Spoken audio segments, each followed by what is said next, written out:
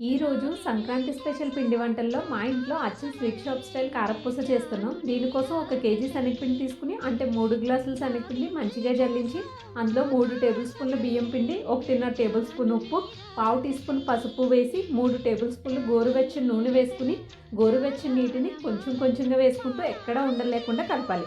నాకు 3 గ్లాసుల పిండికి 1 గ్లాసుకు కొంచెం తక్కువగా అంటే గ్లాసుకు 1 పావు తక్కువగా నీళ్లు సరిపోయాయి. మీరు తీసుకునే పిండి క్వాంటిటీని బట్టి నీళ్ళు వేసుకోండి. పిండి చాలా గట్టిగా కాకుండా చాలా పలుచగా కాకుండా మీడియం కన్సిస్టెన్సీ వచ్చే వరకు కలపాలి. ఈ కన్సిస్టెన్సీ వచ్చిన తర్వాత కారపూస మౌల్డ్కి ఆయిల్ అప్లై చేసి చేతికి కొంచెం ఆయిల్ అప్లై చేసుకుని లేదా నీళ్ళైనా అప్లై చేసుకోవచ్చు. మీరు మౌల్లో వేసి బాగా కాగిన నూనెలో రౌండ్గా వేసేయాలి. వేసేటప్పుడు కారపూస పర్ఫెక్ట్గా రావాలంటే స్టవ్ ఎప్పుడు మీడియం ఫ్లేమ్లోనే ఉండాలి. వెంటనే తిప్పుతూ వేగాక తీసేయాలి. ఎక్కువసేపు నూనెలో ఉంచితే కలర్ మారిపోతుంది, టేస్ట్ కూడా బాగుండదు. ఈ కలర్ వచ్చిన తర్వాత తీసి పక్కన పెట్టుకుని కరివేపాకు వేయించి వేసుకుంటే అంతే, మన టేస్టీ కారపూస రెడీ. మీరు కూడా ట్రై చేసి మీకు ఎలా వచ్చిందో కామెంట్ చేసేయండి.